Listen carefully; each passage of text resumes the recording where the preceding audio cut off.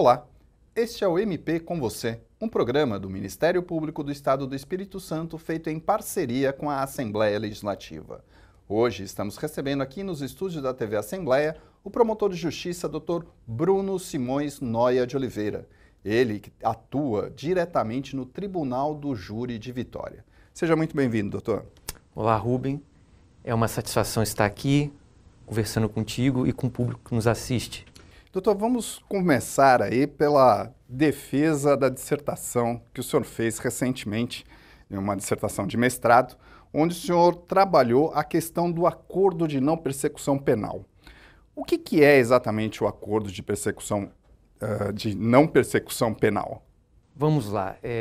Em palavras simples, o acordo de não persecução penal é um instituto novo no nosso sistema de justiça penal, que a partir de 2020 passou a vigorar. Em essência, é um acordo firmado numa fase extrajudicial entre o Ministério Público e investigados por crimes. Nesse acordo, a base é você evitar a propositura de denúncia e a condenação daquele cidadão que é apontado como o autor de um determinado crime.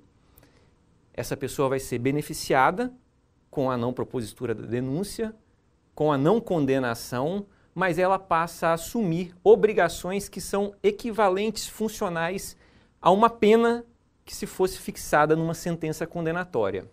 Agora, isso serve para todo e qualquer crime? Como é que funciona, doutor? Não. No Brasil, nós temos aí algumas limitações objetivas para os crimes do acordo de não persecução penal. A primeira delas, crimes cometidos com violência ou grave ameaça não podem ser objeto desse tipo de acordo. E também somente os crimes cuja a pena mínima seja inferior a 4 anos. Também temos vedação crimes no contexto de violência doméstica ou praticados contra a mulher pela condição de mulher, crimes praticados por criminosos habituais. A pena de uma associação criminosa, ela permitiria esse acordo de não persecução penal, porque a pena mínima é inferior a 4 anos. Mas pela associação criminosa ela demonstrar uma habitualidade criminosa, ela não pode ser objeto de acordo pela vedação legal. E também pessoas que já foram beneficiadas com o acordo de não persecução penal nos últimos 5 anos, elas não podem novamente ser beneficiadas com esse tipo de instituto, com esse tipo de mecanismo consensual. Agora, doutor, quem é que determina isso? Quem que determina se é possível fazer o acordo ou não é possível fazer o acordo? É o próprio Ministério Público? É o próprio promotor de justiça? Olha, os requisitos objetivos é o legislador que definiu. Isso aqui pode ser objeto de acordo. Nós temos uma margem subjetiva pequena, mas é uma margem que o Ministério Público pode fazer assim, olha, nesse caso aqui não vou fazer acordo porque ele não é suficiente para prevenção e reprovação desse tipo de crime. É claro que essa margem subjetiva, ela tem que estar embasada em situações concretas e na própria lei para se justificar, olha, não vai ser firmado o acordo. Porque o acordo, ele é bem mais benéfico para a pessoa que comete aquele tipo de delito. E se você passa a admitir uma discricionariedade forte para o Ministério Público, você acaba concedendo a ele um poder de legislar no lugar do Poder Legislativo.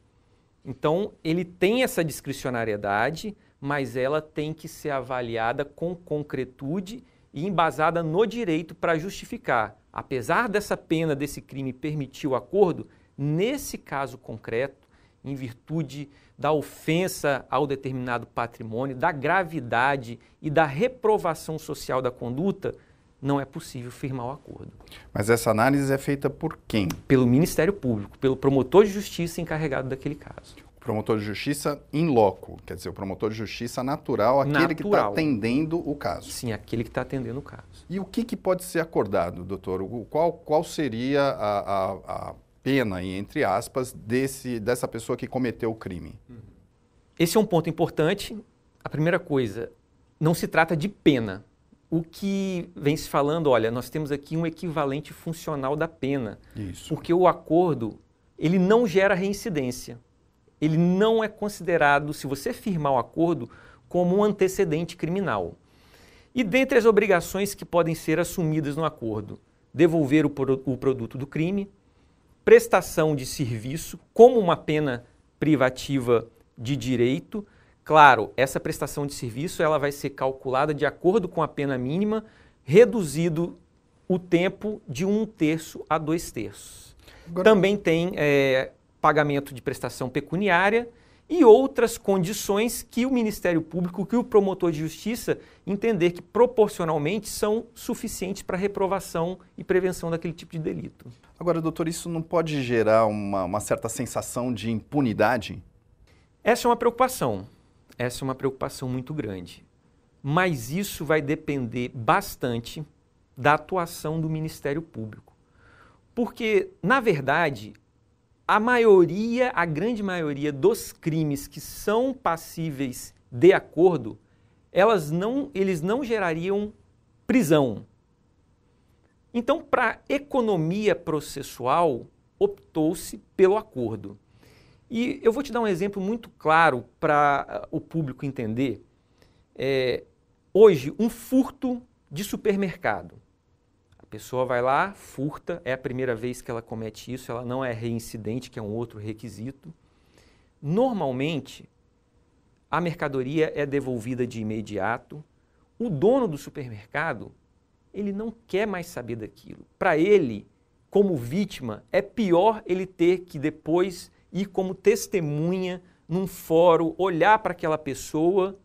Ele prefere a devolução, que seja feita uma obrigação. Na visão dele, na visão assim, de uma prática que a gente vê na sociedade, nesses casos o acordo é muito válido.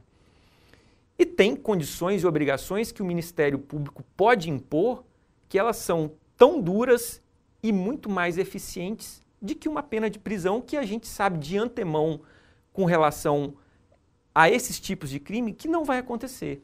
Eu acho que se for bem trabalhado pelo Ministério Público, é um grande fator de mudança no nosso sistema penal, justamente para desafogar o sistema do judiciário e permitir que os crimes graves, que tenham violência, grave ameaça, crime de violência doméstica, sejam mesmo processados com um tempo mais célere e permitam desafogar o judiciário para trabalhar no que realmente a sociedade quer e necessita. Exatamente esse comentário que eu ia fazer, doutor. Me parece que esse procedimento ele se torna ainda muito mais célere do que você ingressar com uma ação penal que demoraria muito mais tempo, não é isso? Exatamente. Olha, em média, uma ação penal no Brasil, ela gera um tempo de transcurso depois da investigação, com a propositura da denúncia até o final, uma média de 3 anos a 4 anos. Tem estados na nossa federação que eles chegam a gastar 9 anos, uma média de processo até uma sentença condenatória definitiva. No acordo de não persecução penal, terminou a investigação, se o investigado quiser fazer o acordo, isso é resolvido numa audiência única com o promotor, que depois ele vai confessar também na frente de um juiz.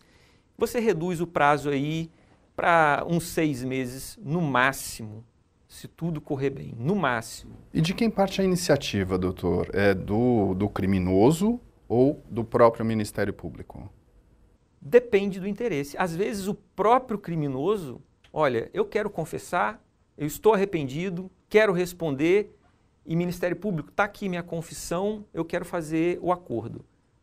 E o Ministério Público parte para essa avaliação.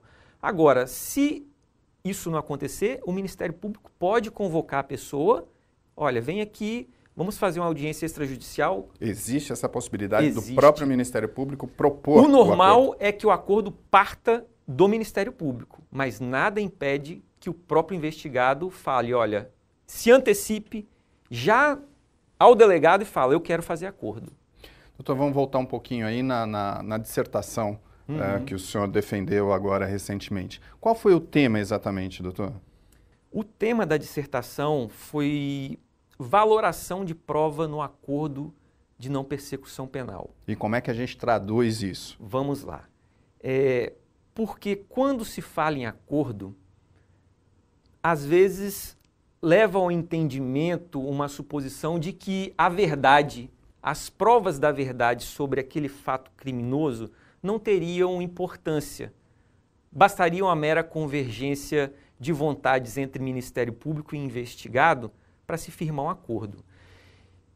E o problema enfrentado pela pesquisa é justamente esse. Olha, o nosso sistema penal, ele não dá importância à verdade quando se trata da justiça consensual, ou a verdade, a busca dos fatos como realmente aconteceram, é de suma importância? Esse que foi o problema enfrentado na pesquisa. E qual o resultado disso, um resultado que a gente pode avaliar como prático e eficaz para a sociedade, doutor? O resultado prático, a resposta que a pesquisa chegou é que no nosso sistema de justiça, do civil law, diferentemente, por exemplo, dos Estados Unidos, aqui as partes, Ministério Público e investigado, nós não temos discricionariedade para barganhar sobre fatos. O crime, se ele existe, está provado, é sobre aquele crime que deve ser feito acordo. Nós não podemos tampar os olhos para um determinado crime para tentar alcançar uma celeridade a qualquer custo. E isso não ocorre em países como nos Estados Unidos. Lá o Ministério Público, quem faz as vezes do Ministério Público, tem uma ampla discricionariedade para trabalhar com acordo. Você pode ali ter 10 crimes, mas ali o próprio Ministério Público, substituindo até o Poder Judiciário, fala, olha, aqui, apesar de eu ter provas de 10 crimes, eu vou fazer o acordo só com relação a 5, porque isso aqui para a sociedade é o melhor, ele decide, ele tem a palavra final no acordo junto com a parte. No Brasil, não. No Brasil, nós temos que nos ater aos limites do que está provado. Esse que foi o resultado da pesquisa. Isso gera uma segurança para a própria população, isso gera um fator de segurança para o nosso sistema democrático, a divisão de poderes. Olha, cada um faz o que lhe cabe. O Ministério Público tem a sua função acusatória e tem que respeitar. Não cabe aqui definir a política criminal, o que é bom ou não no tocante à reprovação e prevenção de crime. Tá certo. Nós estamos conversando com o promotor de justiça, Dr. Bruno Simões Noia de Oliveira. Ele que é promotor de justiça e atua no Tribunal do Júri de Vitória. Se você quiser participar desse programa, entre nas nossas redes sociais, dê lá a sua opinião, faça a sua crítica. Os endereços estão aqui embaixo. Nós vamos para um rápido intervalo e voltamos já.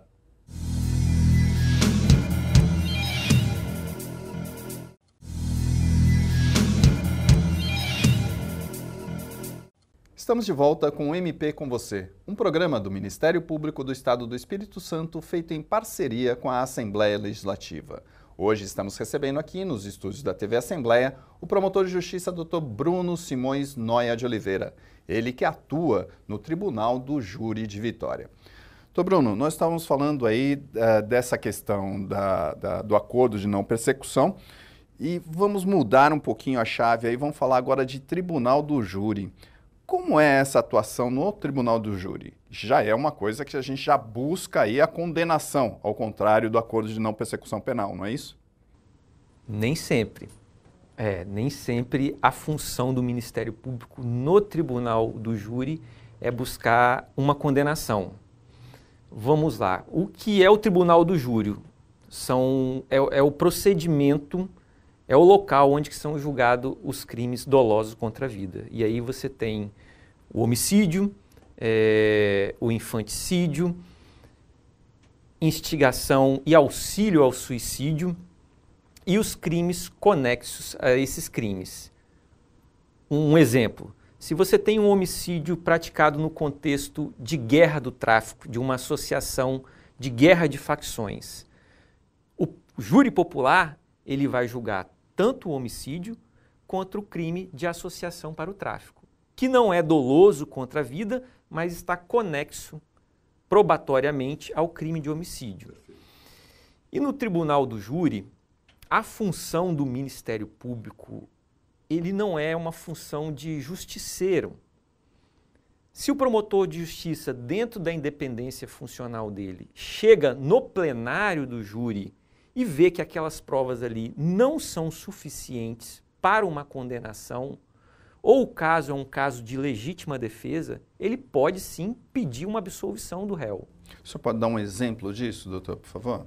Sim, posso. Suponhamos que você tem o caso de uma briga. Inicialmente, você tem indícios de que uma pessoa foi assassinada durante essa briga, denuncia-se, colhe-se as provas, só que no final temos um contexto de dúvida se aquela pessoa que matou ou por uma pancada, ou por uma facada, ou mesmo um disparo de arma de fogo, ela cometeu esse ato para defender-se.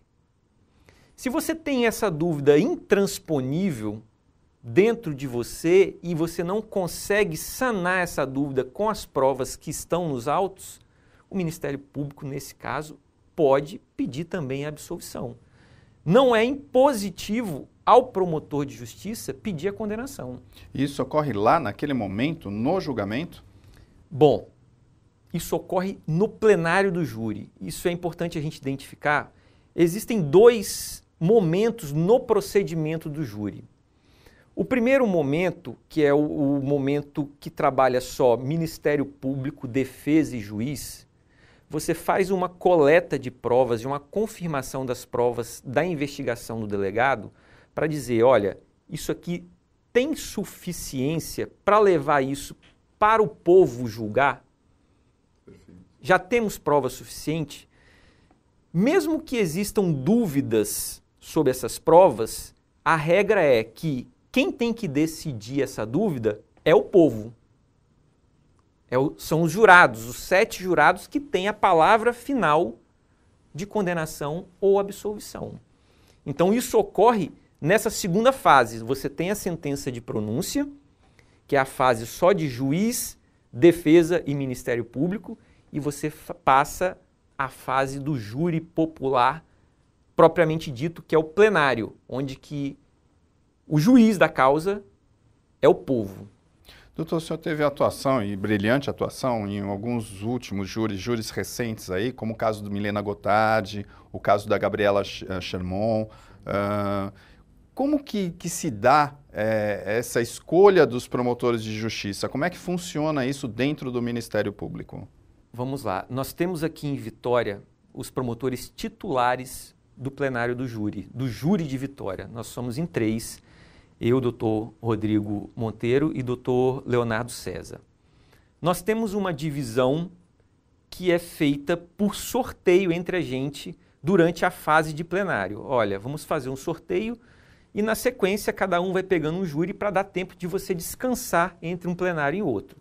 Mas existem casos mais complexos que nós decidimos ali como os titulares, olha, vamos os 3, porque esse caso precisa de mais força. É um caso que vai demorar mais de um dia de julgamento, como no caso da Milena, nós tivemos 8 dias de julgamento, e se você não tiver ali ombreado por outros promotores, inevitavelmente você vai cansar e não vai ter como dar conta de toda a atenção que o júri precisa e de toda a estratégia que você tem que ter ali no momento presente para você não errar e redundar esse erro num julgamento injusto. E como é que funciona isso, doutor? Os senhores recebem os inquéritos antes, os autos vão para os senhores estudam isso? Como é que funciona? Como é que é essa prática? Como é esse dia a dia no tribunal do júri? Primeiro, a gente já tem um conhecimento do processo, porque os 3 promotores, nós atuamos em todos os processos, nessa primeira fase do procedimento. Então, você já tem o contato, quais são as testemunhas. Marca-se durante o ano aproximadamente 4 pautas de julgamentos. E quando se marca essas pautas, tem uma média de 30, 40 júris por pauta, nós fazemos carga dos processos, tiramos cópia integral daqueles autos e aí, com a divisão, cada um fica responsável por estudar novamente cada página, cada prova que existe naquele processo. E quanto tempo os senhores têm para isso? Às vezes um dia, às vezes quando você tem 2 júris seguidos, uma noite ou uma manhã. Então é um esforço gigantesco por parte do Ministério Público para poder atender a essa demanda da sociedade. É bem desgastante. Quando tem a pauta de júri, é muito desgastante. Porque um dia de júri, você tem embates no debate oral ali, que você tem que estar atento e focado no momento presente de uma forma que uma palavra mal colocada pode levar a uma injustiça. Doutor, e agora como é que funciona a escolha, por exemplo, dos jurados, a escolha de testemunhas? Como que é esse passo a passo para se fazer o julgamento? Os jurados, a gente tem uma lista de jurados já pré-definida em cada ano. Em Vitória são 600 jurados. São 600 pessoas listadas. Aí que têm disponibilidade para participar do julgamento. Escolhidas, o juiz oficia, escolas, instituições públicas, associações, pede o nome de pessoas. Essas pessoas têm que ser maior de 18 anos, tem que ser eleitor, não pode ter antecedentes e tem que ter idoneidade moral. E podem existir pessoas voluntárias para isso? Pode. Tem gente que quer participar do júri. E tem gente que entra nessa lista e pede dispensa. Fala, olha, eu não quero julgar, eu não tenho a capacidade para julgar um semelhante. Eu não quero participar por questões religiosas, por questões filosóficas. Tem pessoas que não querem. Mas a gente vê aqui em Vitória um interesse muito grande da população, do povo querendo participar. Isso é muito interessante, porque quanto mais vontade do povo na justiça, mais resultado nós temos para a própria sociedade. E aí a gente tem essa listagem, a partir dessa listagem, como é que é feita a escolha? Definiu-se a pauta do júri, a primeira pauta do ano, geralmente ali fevereiro, março, sorteia dessas pessoas 25 e alguns suplentes. Esses 25, durante aquele plenário, aquele mês que você tem ali de pauta, todos os dias eles vão para lá. Desses 25, no dia do julgamento, 7 são sorteados. E aí o Ministério Público pode recusar, a defesa também pode recusar. Forma-se o conselho de sentença desses 7 sorteados e a partir dali esses 7 vão ficar incomunicáveis e acompanhar todo o debate oral, oitiva de testemunhas, eventualmente que vão ser ouvidas em plenário. Nem sempre isso acontece. Às vezes é só mesmo o interrogatório do réu, porque se você já tem uma testemunha filmada, não precisa de você colocar aquela testemunha numa situação inconveniente na frente de um réu. É preferível você colocar aquela imagem, repetir e explicar para os jurados o que está acontecendo. O senhor falou aí da recusa, da possibilidade de recusa ou aceite desses jurados. O que baseia isso? O que leva a recusar, por exemplo, um jurado? Olha, num caso de feminicídio, a gente sabe que é melhor você ter um jurado, uma jurada para julgar um feminicídio.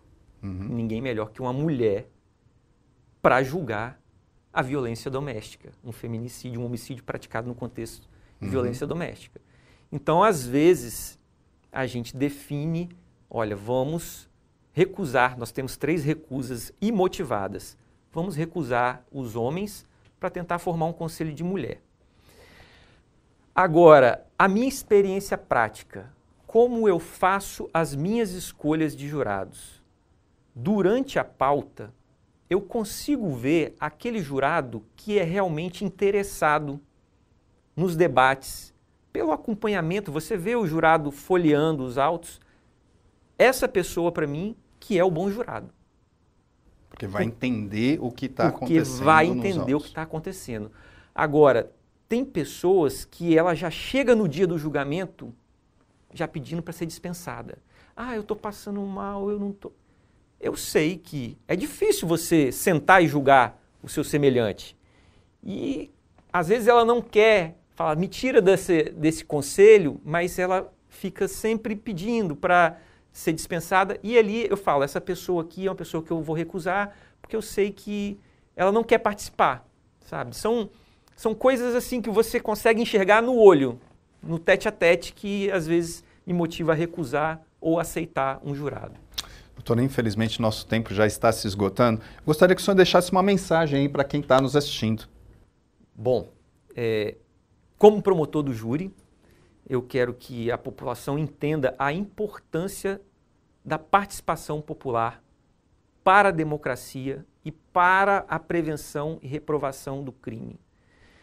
A participação dos jurados de Vitória, a forma como os jurados de Vitória atuam de forma técnica, tem contribuído para condenações justas e para a redução na capital, na comarca da capital, na Grande Vitória.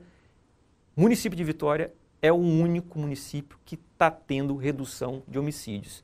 E também quero agradecer aqui a nossa administração superior, que vem incentivando o aprimoramento, mestrados como o que foi feito por mim. Quanto mais incentivo à capacitação do promotor, mais a sociedade vai ter benefício. Servidor público capacitado é eficiência para a população. Tá certo. Nós agradecemos aqui a presença do promotor de justiça, Dr. Bruno Simões Noia, ele que atua no Tribunal de Justiça de Vitória. E o programa MP com você fica por aqui. Você pode acompanhar o trabalho de promotores e procuradores de justiça do Ministério Público Estadual acompanhando as nossas redes sociais nos endereços aqui abaixo. O MP com você fica por aqui. Até o próximo.